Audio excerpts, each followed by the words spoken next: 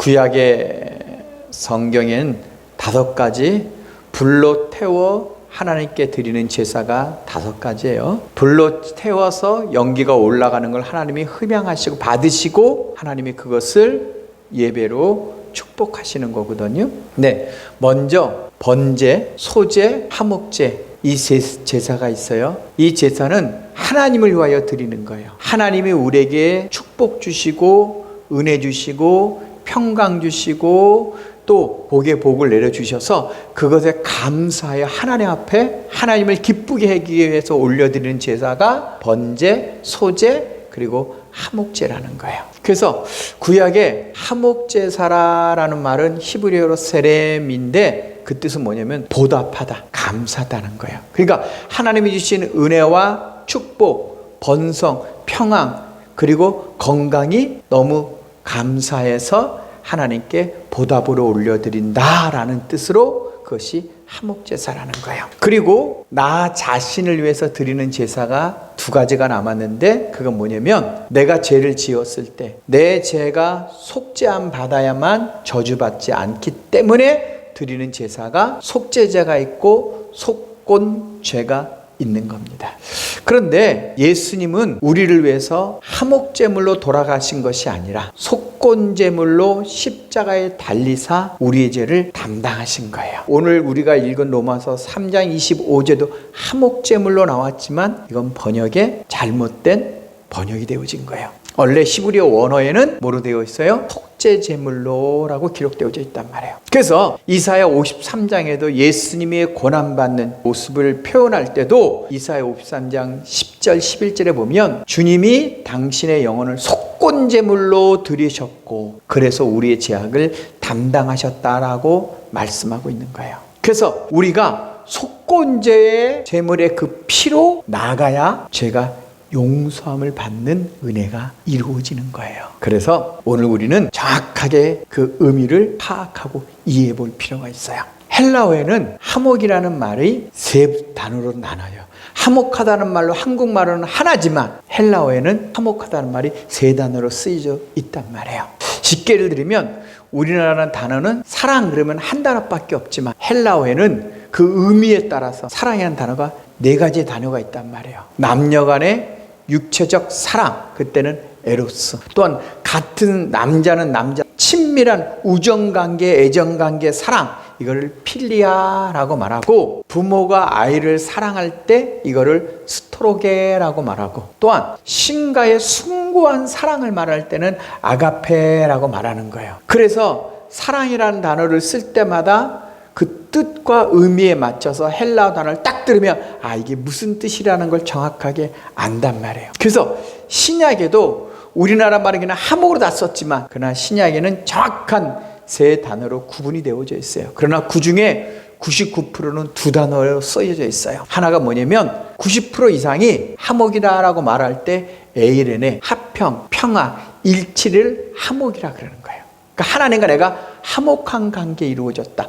평안, 합평한 관계, 하나가 되어졌다라고 말할 때 화목이라는 단어가 90% 쓰이고 2번째는 헬라어로 카탈라소라는 말인데 이게 뭐냐면 서로 공유하다. 서로 혼합되어 서로 네 것 내 것이 없이 서로 같이 사용하고 같이 교환하고 나누어지는 단계를 화목하다라고 말하는 거예요. 그러니까 같이 공유하고 있는 것을 화목하다고 말하는 거예요. 그래서 신약에서 화목하다는 말은 각자가 자기의 집이 따르고 자기 돈이 따르고 자기가 쓰는 게 따르고 자기의 주장이 따른 것이 아니라 같이 함께 소유해서 함께 평화와 합평을 이루고 있는 단계를 신약에 화목하다라고 말하는 거예요. 그러니까 더 나가면 하나님과 내 뜻과 내 살아가는 목적과 사는 방법이 같은 상태를 화목이다라고 말하는 거예요. 그러니까 우리의 삶에서 평화와 합평을 누리려고 한다면 하나님과 내 뜻과 하나님의 목적과 내 목적이 같아야 되는 거예요. 같은 목적과 같은 뜻을 위해서 우리의 시간과 우리의 삶과 우리의 물질을 같이 사용하게 되어질 때 이것을 화목이라는 거고 그래서 화목한다는 것 하나님 나라에 들어갔다는 거예요. 왜일까요? 주님이 우리를 핏값으로 사서 우리를 종으로 삼았기 때문에 이제 우리는 주님의 종으로서 하나님의 목적을 위해서, 하나님의 기쁨을 위해서, 하나님의 영광을 위해서 우리는 사나 죽으나 그분의 것으로 살아야 하기 때문인 거예요. 그래서 우리가 내 목적, 내 기쁨, 내가 하고 싶은 꿈과 내가 이루고 싶은 성취를 위해서 달려나간다는 것 자체가 그걸 성경은 죄라고 얘기하는 거예요. 그래서 오늘 우리가 눈을 떠서 하루를 살 때 하나님의 목적과 하나님의 뜻이 무엇인지를 알고 하나님의 기쁨이 되고 하나님을 위해서 살아가는 것이 아니라 오늘 눈을 뜨고서부터 그냥 내가 그냥 정신없이 그냥 내 생활하고 내 삶에 빠지고 내가 원하는 걸 막 살아가는 것 자체가 성경 뭐 하는 거예요? 하나님과 화목하지 못하기 때문에 주님이 주신 목적에서 이탈했기 때문에 헬라어의 죄라는 건 관역을 빗나갔다. 이게 죄라는 거기 때문에 바로 우리가 그런 삶이 죄라고 말씀하고 있는 거예요. 그리고 유일하게 딱 한 번 쓰인 화목이라는 헬라어가 있는데 그 단어는 뭐냐면 마태복음 5장 23절에 24절 나오는 건데 너희가 예물을 제단에 드리다가 거기서 예물을 드렸는데 형제에게 원망될 만한 일이 생각났거든. 예물을 제단 앞에 놓고 먼저 가서 형제와 화목하고 와서 그 후에 예물을 드리라 라고 말했어요. 딱 한 번 쓰인 거예요. 그러니까 앞에 두 단어와 의미가 다른 거예요. 이때는 헬라어로 디알라소란 말인데 마음과 상태가 변화되어지고 나서 와서 예배를 드리라는 거예요. 이 말이 뭐냐면 앞에 두 동사는 전부 다 능동태로 쓰였는데 이 동사는 수동태로 쓰였단 말이에요. 이건 뭐냐면 네가 형제한테 원망될 만한 일이 있거든. 그때 가서 용서를 빌어서 그 형제가 너한테 용서해주고 너가 그 형제한테 용서를 받고 그리고 화목한 상태로 네가 와서 예물을 드리라라고 말하고 있는 거예요. 그러니까 예물을 드릴 때 가만히 드는데 내가 누구에게 해치거나 누구에게나 상처 줘서 그 사람이 나를 막 원망하고 있어. 그것이 생각났다면 그 사람한테 가서 나를 용서해 주세요 하고 그 사람으로부터 용서받고 화해를 받고 그 사람과 화목함을 받고 와서 예배를 드리라고 말하고 있는 거예요. 이것이 바로 속건 제물을 말하고 있는 거예요. 하나님은 너가 누구에게 원망될 만한 일을 했거든. 그것을 가서 화목하고 용서받고 화해를 하고 난 다음에 다시 와서 제사를 드려야만 예배를 받으신다는 거예요. 그런 상태가 되어지지 않으면 너가 드린 예배를 제물을 받지 않는다는 것을 하나님은 우리에게 말씀하고 있단 말이에요. 그럼에도 불구하고 오늘날 대부분의 성도들이 교회 안에서 서로 상처 주고 서로 막 남의 명예를 남의 마음을 아프게 하고 막 모략하고 계속 비난하고 그래서 장로들인 목사들과 또 성도들인 목사들과 막 서로 계속 이런 관계를 하면서 예배를 드린다는 거예요.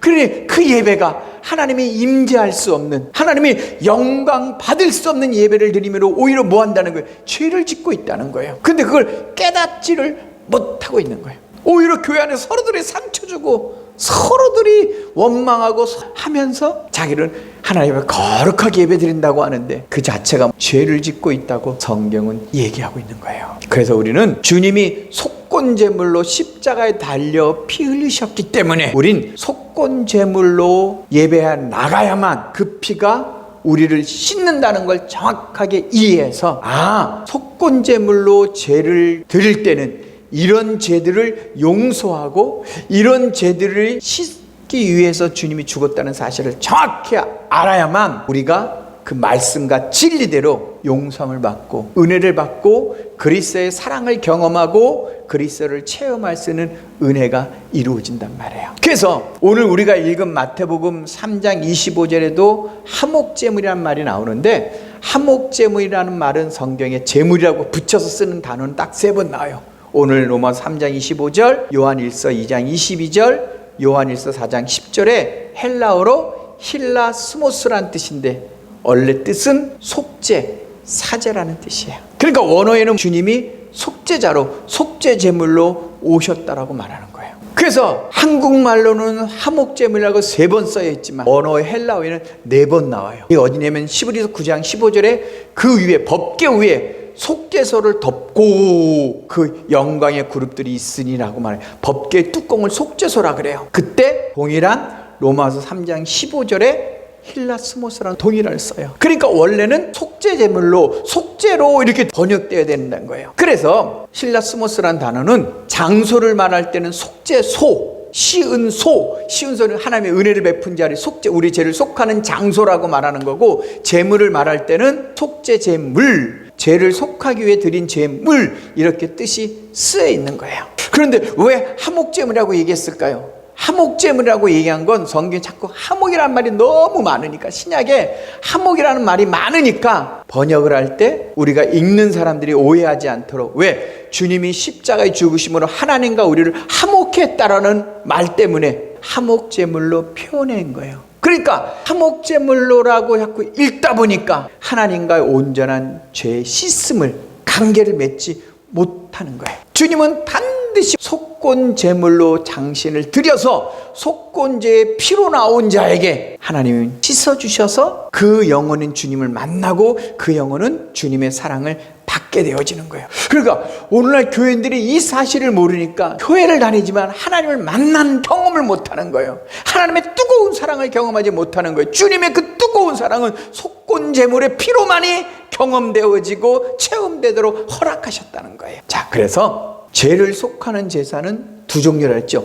속죄제와 속건제 두 종류밖에 없어요. 그런데 드리는 방법이 대부분 비슷하지만 각각의 다른 특징들이 있어요. 속죄제의 제사를 드릴 때는 내가 하나님이 이런 죄를 짓지 말라라고 금령을 내는데 몰라요. 일일이 모르니까, 모르고 졌다가 나중에 제사장의 말씀을 들어보고 나니까 죄를 졌네? 또 가만히 생각을 했는데 뭔가 마음이 찝찝해, 양심에 찝찝해. 죄인지를 모르고 했지만 찝찝할 때, 그때 깨닫게 되어졌을 때 드리는 제사가 뭐예요? 속죄제라는 거예요. 아예 죄인지를 모르고 진 죄를 속죄제를 드리는 거예요. 그래서 속죄제를 드릴 때는 형편에 따라서 제물을 다양하게 선택해요. 제사장이나 이스라엘 민족 전체의 죄를 속하려 될 때는 숫송아지로, 족장, 그 지파의 족장을 위해 드릴 때는 수염소로, 그 다음에 일반 백성은 암염소나 암양으로 드려요. 왜냐면 그 당시에 제물은 순놈이 튼튼하고 좋은 거니까. 그리고 암염소나 암양으로 드릴 수 없는 백성들은 산비둘기나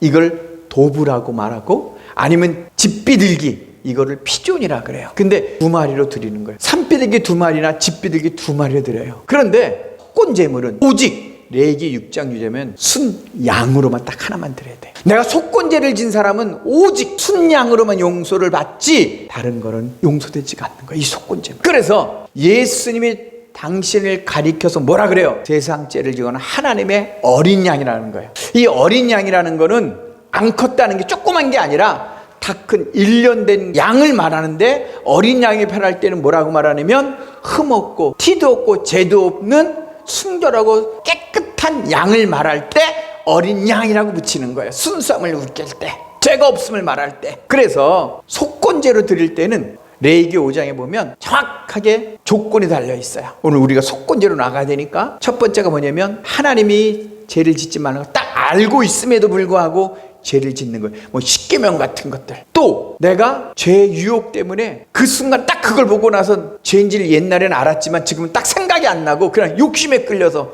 그냥 무심코 확 죄를 졌어. 근데 돌이켜보니까 아, 그런 게 있지 라고 깨닫는 거는 반드시 뭐로 들어요? 속건제로 드리는 거예요.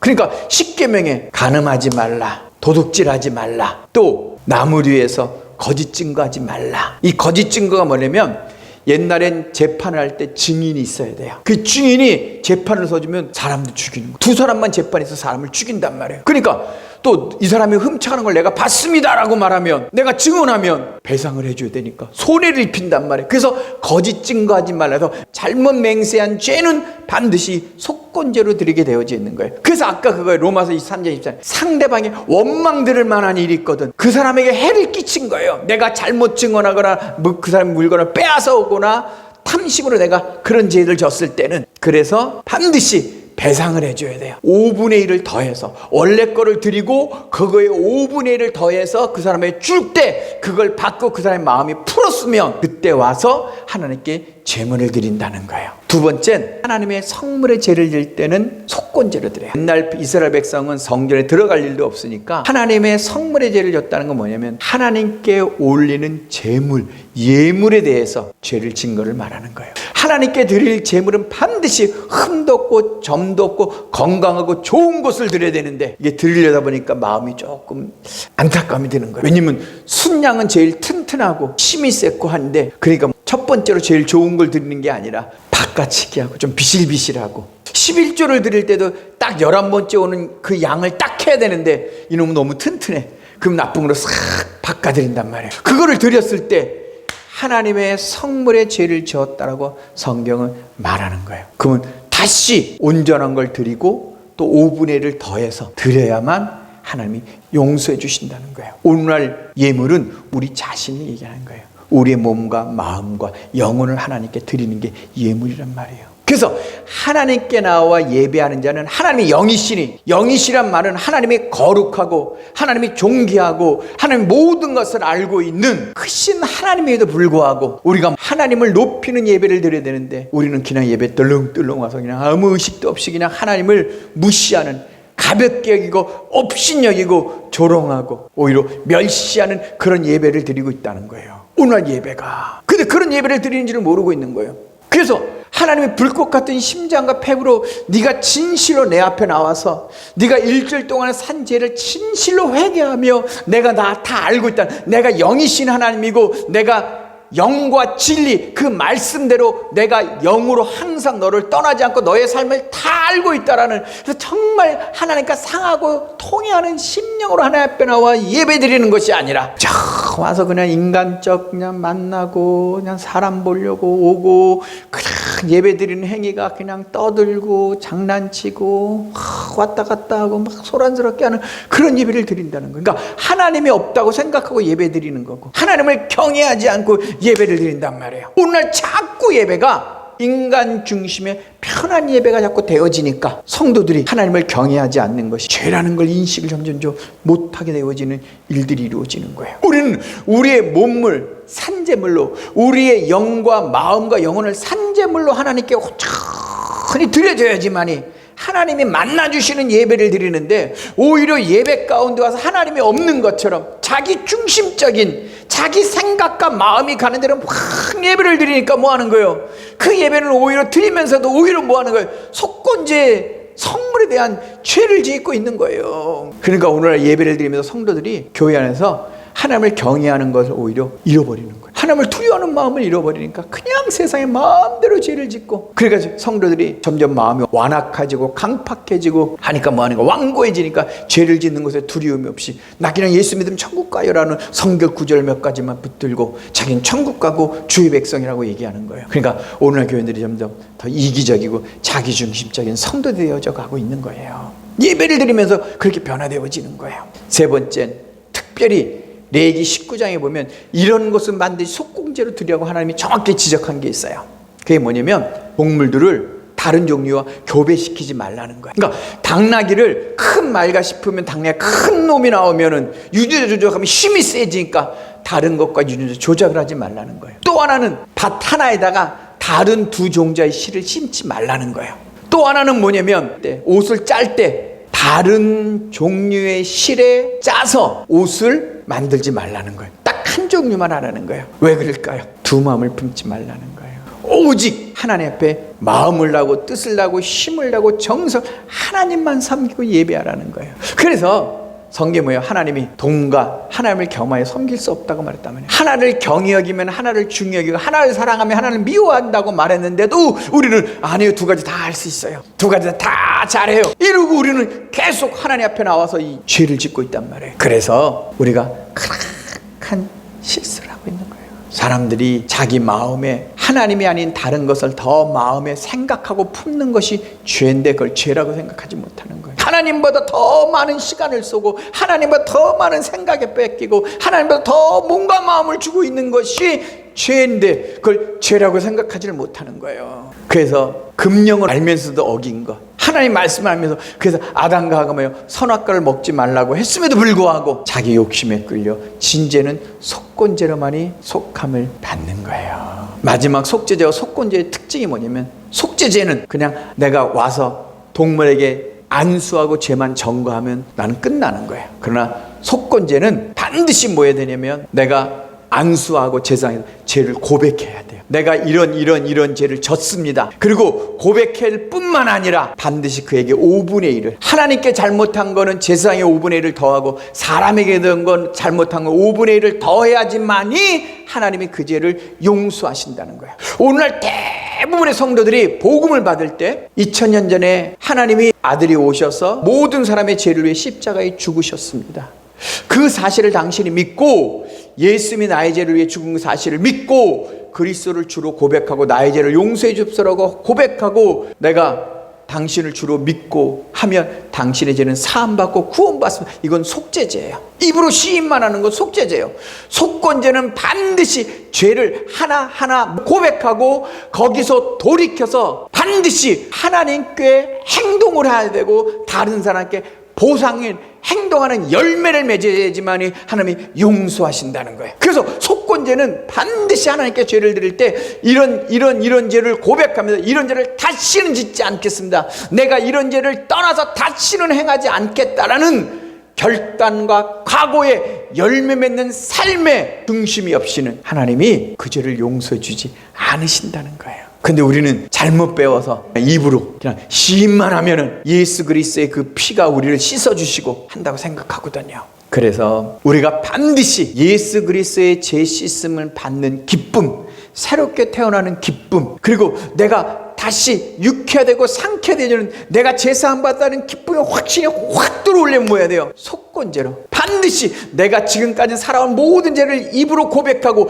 입으로 고백하는 순간 이 죄를 다시는 짓지 않겠다라는, 그리고 그것에 대한 합당한 행동, 열매, 보상을 해야지만이 주님은 그 죄를 용서하신다는 거예요. 그래서 정리하면 속건제의 특징은 레위기 5장 5절에 반드시 죄를 자복해야 돼요. 하나하나 자복해야 되고, 반드시 하나님과 사람에게 5분의 1의 보상을, 행동을 반드시 해야 돼요.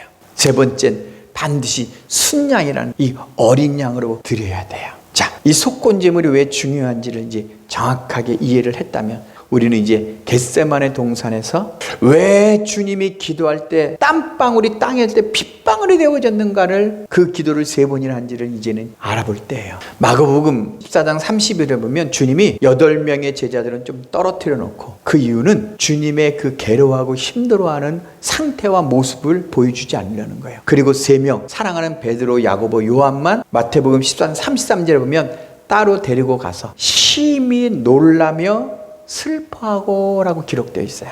여기서 실질적인 헬라어의 단어를 많이 유화시킨 거예요. 그러니까 실질적으로 그들이 표현을 안 한 거예요. 원래 놀라시며라는 헬라어는 담베오라는 단어인데, 이 단어는 담보스라는 단어에서 파생되어 온 거예요. 이 담보스라는 단어는 뜻이 뭐냐면 마비된 상태, 너무 경악스럽고 끔찍스러워서 몸을 움짝갈 수도 없는 상태에 놓여있는 단어에서 나온 게 이 담벼라는 거예요. 그러니까 이 놀라심이라는 게 뭐냐면 너무 두려움에 압도당하여 있는 상태, 너무 두려움에 붙들려서 어찌할 바를 모르고 불편해하고 막 힘들어하는 상태에 지금 주님이 있다는 거예요. 근데 더군다나 이게 수동태를 쓰였단 말이에요. 주님 스스로 이렇게 생각을 하는 게 아니라 무엇인가로부터 억압을 받는 거예요. 무엇으로부터 압박을 받고 있는 거예요. 지금 무엇인가 외부가 주님께 그런 것들을 느끼도록 지금 뭔가가 주님께 역사하고 있다는 거예요. 그러니까 외부로부터 무엇인가 크나큰 두려움이나 압박을 눌려서 몸을 어찌할 수 없는 그 마비되는 상태까지, 경악스러운 상태까지 가고 있는 상태를 놀라심이라고 표현하는 거예요. 그리고 놀라시며 슬퍼하사라고 말하는데 헬라어로 아데모데오인데 고통을 겪다, 괴로워하다는 거예요. 너무 몸을 쓸 점 너무 힘들고 막 괴로워서 막 어쩔 수 없는 그런 경악된 상태에 있는 주님의 모습이 있다는 거예요. 그리고 34절에 이어서 말씀하실 때 그 상태에 있으면서 말씀하시는 거예요. 내 마음이 심히 고민하여 죽게 되었으니, 이렇게 말한단 말이에요. 고민하다는 말은 헬라어로 리퍼스란 말인데 매우 슬프다. 이 말이 뭐냐면 이 슬픔 때문에 죽음의 지경까지 간다는 거예요. 너무 썩어서 죽을 상태까지 상태까지 들어갈 때 너무 슬퍼하고 있다는 거예요. 이게 고민하다는 리포스라는 단어예요. 그리고 죽게 되었다는 말은 로마서 7장 24절에 바울이 이 사망, 이 죽게 된 몸에서 누가 나를 건져낼 것이냐라고 하는 탄식이에요. 이건 뭐냐면 죄로 인한 영혼의 그 비참한 상태를 말하고 있는 거예요. 죄로 인한 너무 비참한 상태 가운데 주님이 너무 죽음까지 가는 슬픔을 느끼는 거예요. 근데 그게 뭐예요? 외부로부터 오는 압박, 외부로부터 오는 고통 때문에 당신의 몸을 마음껏 움직일 수 없는 뭔가 꽉 붙들려 있는 그런 심각한 상태에 놓여 있다고 성경은 말한단 말이에요. 그래서 누가복음 22장 43절에 보면 천사들이 예수님을 돕는 기도를 돕고 있단 말이에요. 주님의 너무 얼마나 너무나 큰 스트레스냐면, 그래서 피부 속에 모세혈관이 터져서 이 땀이 핏방울 정도로 극도의 극한의 견딜 수 없는 스트레스 상태에 빠지고 있는 거예요. 이건 주님이 받으실 고난을 생각하고 있는 게 아니에요. 고난이라고 생각하기 때문에 단어를 다 유화하게 만든 거예요. 12장 2절에 보면 주님은 앞에 있는 즐거움을 위하여 십자가를 참으시고 부끄러움을 개의치 않으시다 그랬어요. 이 말은 뭐예요? 우리를 사랑해서 우리를 자유케 하고 우리를 죄에서 해방되게 하여 아버지께 돌려드릴 것을 생각하여서 주님은 십자가 고난은 참으셨다는 거예요. 그리고 벗기고 무시당하는 수치는 부끄러워하지 않으셨다는 거예요. 그래서 주님은 겟세마네 동산에 올라갈 때 뭐 하는 거예요? 제자가 찬송하며 기뻐하며 올라갔다고 말한단 말이에요. 그런데 무엇이 이토록 주님의 외부적으로부터 그 압박과 눌림, 죽을 지경까지 고통에 슬픔에 그렇게 처하고 있을까요? 주님은 요한일서 5장 8절에 물과 피와 성령으로 임하셨다고 말해요. 그러니까 주님의 몸은 성령으로 태어났기 때문에 인간의 죄를 유전으로 받지 않았다는 거거든요. 그래서 12서 4장 15절에 주님은 죄가 없으시다라고 말하는 거예요. 그러니까 주님은 이미 사람의 모양, 사망의 몸을 입고 왔기 때문에 고난받는 것에 대해서 이렇게 고통스러워하고 있는 게 아니에요. 뭐 때문에 그럴까요? 주님은 죽기 전에 모든 인류의 저주를 지고 십자가에 죽어야 되기 때문에 겟세마네 동산에서 주님의 영혼의 죄를 전가받고 있는 상황에 계신 거예요. 주님의 영혼은 영원한 영광과 자유와 생명과 평안에 순결하고 정결하고 거룩하고 순결하신데, 이제 모든 인류의 아담으로부터 마지막 세상의 심판이 이르기까지, 그리고 나의 죄, 그 더러움, 그 악함, 그 수치와 흉한 모든 죄들이 이제 뭐예요? 주님의 몸을 통해서 주님의 영혼 속에 파고 싹 임하고 있는 거예요. 마치 깨끗한 물에 우리가 잉크 하나 탁 떨어지면 잉크가 물이 쫙 퍼져나가는 것처럼 그 죄, 그 흉한 모든 인간의 그 이기적이고 강팍하고 완악하고 거짓되고 그 술수, 그 겁모, 그 사기, 미움, 그 이중적인 그 모든 것들이 주님의 몸에서 쫙 퍼지고 있기 때문에 주님이 그걸 견딜 수 없어서 힘들어하고 아파하고 고통스러워하고 있다는 거예요. 바로 나의 그 죄를 싹 가져가고 있는 거예요. 쉽게 예를 들어보면 막 제일 싫어하는 막 거머리가 내 몸에 붙어서 막 피를 팔고 내 안에 막 뱀들, 바퀴벌레들, 막 구더기 같은 게 내 몸에 막 파고 들어와서 막 내 영혼 속에 막 달라붙고 퍼지고 있는 그 상태를 주님이 진짜 소름 돋칠 정도로, 그냥 그 몸에 경악스러울 정도로, 막 끔찍할 정도로 그 모든 상황을 처절하게 받아들이고 기도하고 있는 거예요. 그것이 3번 기도에 완전히 다 주님이 받을 때까지 주님은 그 기도의 싸움을 하고 있는 거예요. 한 번도 경험하지 못한 상상 초월의 그 처참한, 그 괴롭고 두려움의 그 더러움이, 그 악함이, 그 거짓됨이, 그 끔찍한 그 추함이 주님의 몸속에 그 악이 확 들어온단 말이에요. 그래서 주님 견딜 수 없는 그 몸이 막 마비되어지는 것 같고 경악스러워 어찌하게 쓰지 못하는 죽음의 지경까지 비참한 죄로 인하여 비참한 영혼의 상태를 표현하고 있는 거예요. 정리해 볼까요? 한 번 죽는 것은 사람에게 정한 것이요, 그 애는 반드시 심판이 있다고 말하거든요. 그러니까 죽는다는 건 다 죄인이란다는 말이라요. 그러므로 모든 인간은 다 피를 가지고 태어났기 때문에 다 죄인이란 말이에요. 석가도 마호메트도 공자도 다 죄를 가지고 태어난 인간이에요. 그런데 우리는 죄가 없는 사람이 내 죄 대신 형벌을 받아야 되기 때문에 주님이 동정녀의 몸으로 성령을 통해 오신 거란 말이에요. 그러므로 그러므로 오늘 우리는 십자가인 제단 앞에 내가 내 대신 죄를 전가할 죄가 없는 동물 어린 양 선택한 거예요. 누가? 내가 예수를 선택한 거예요. 내가 예수를 죽이기로, 나 대신 예수를 죽이기로 내가 결정하고 예수를 선택해 온 거예요. 그리고 내가 뭐 하는 거예요? 겟세마네 동산에서 나의 죄를 전가시키는 거예요. 지금요. 내가 어렸을 때부터 살아왔던 모든 죄들, 내가 알면서도 속이고 거짓말하고 그 살았던 모든 거짓되고 남을 참소하고 남에게 했던 모든 죄를 지금 주님께 다 전가시키는 거거든요.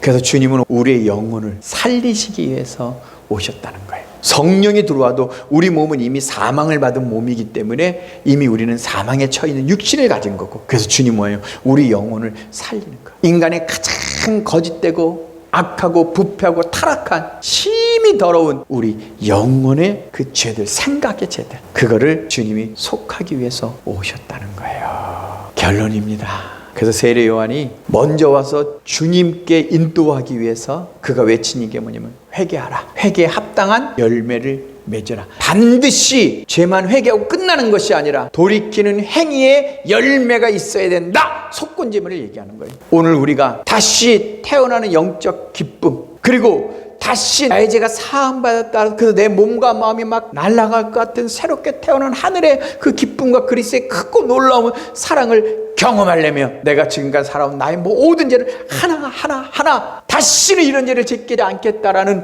고백과 결단과 헌신이 없다면, 기도가 없다면, 그리고 그 열매가 없다면 주님은 우리의 죄를 속하지 않는 거예요. 그러니까 죄를 짓고 또 짓고 또 짓고 또 짓고 거예요. 성령이 도와주질 않는 거예요. 그리고 죄를 혐오스러워 보기도 싫고, 담배를 30년 40년 술에 중독되고 담배 되어진 사람도 성령이 임하면 딱 끊어지는데 그 외 같은 게 끊어지지 않는 이유는 뭐예요? 진실로 내가 하나님 앞에 죄를 떠날 마음이 없고 이것이 죄라고 하나님 앞에 시인하고 인정하고 고백하지 않기 때문에 그런 거예요. 우리가 반드시 내 영혼을 죄로 시인만 하면 속죄제이기 때문에 속하지 못하는 거예요. 반드시 속건제물로 이건 다시는 죄를 짓지 않겠습니다. 그리고 나는 이 죄를 정확하게 떠나고 이제부터는 거기에 합당한 열매를 맺는 삶을 살겠다고 할 때 내 죄를 씻어주시는 주님의 사랑이 오고 그 죄를 떠날 이길 능력이 우리 가운데 생긴다는 것을 성경 우리에게 가르쳐주고 있는 겁니다. 주님의 그 크신 사랑과 그 크신 은혜와 주님을 만나는 체험을 하려고 한다면, 십자가의 그 위대하고 놀라운 사랑을 경험하려면 속건제물의 피로 주 앞에 나가 씻음 받아야 된다는 것을 말하는 거예요. 마지막 하나만 얘기하고 마치죠. 그래서 초대교회는 제사함 받고자 원하느냐, 반드시 그래서 세례를 받으라고 얘기하는 거예요. 왜요? 세례는 공개적으로 요단강에서 받는 거니까. 그 이거 뭐예요? 주님을 죽인 자들이 이제 예수를 믿는 자들을 다 잡으려고 색출하고 혈안에 되어져 있는 상태에 공개적으로 요단강에 나가서 세례를 받는다는 건 뭐? 이 세례를 받음으로 나는 유대인의 공동체와 삶의 모든 것을 다 빼앗기고 옥에 가지고 죽을 각오로 예수를 믿겠다는 결단과 헌신이 바로 세례란 말이에요. 그래서 신약성경의 세례는 뭐예요? 자신의 죽음, 다시는 이 죄를 짓던 지난날의 나의 삶과는 분리됩니다. 지난날 삶을 살아왔던 나의 모든 죄와 자아는 이제 없고 나는 주님 안에 새롭게 태어나는 새 삶으로 살아갑니다라는 결단이 세례란 말이에요. 그 결단해야만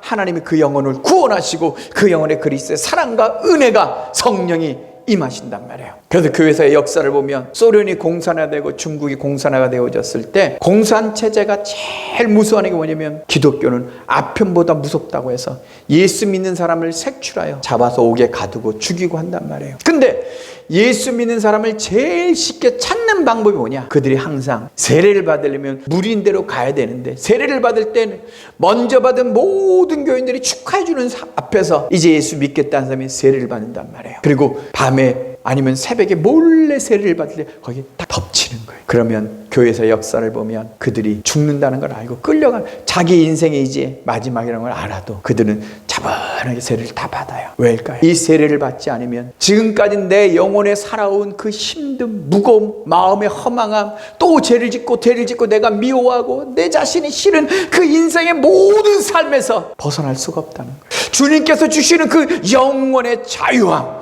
주님께서 주시는 나의 삶의 승리와 기쁨과 감격은 이 세례를 받음으로 말미암아 샘솟듯 내 안에서 이루어지고, 그 기쁨과 그리스도의 사랑이 확 부어짐으로 말미암아 내가 새롭게 태어나서 내가 오늘 죽어도 이제는 그리스도 앞에 갈 수 있다라는 그 기쁨을 위해서 자신을 다 내어드리는 결단을 한단 말이에요. 그게 속건제물이라는 거예요. 오늘 우리의 삶에 이 속건제물로 들이신 주님의 십자가의 이 피 앞에 나아가서 우리가 씻김 받아 영원히 주님의 그 안식과 기쁨 속에 누리는 우리가 되어지는 이 사순절이 되기를 주의 이름으로 축원합니다.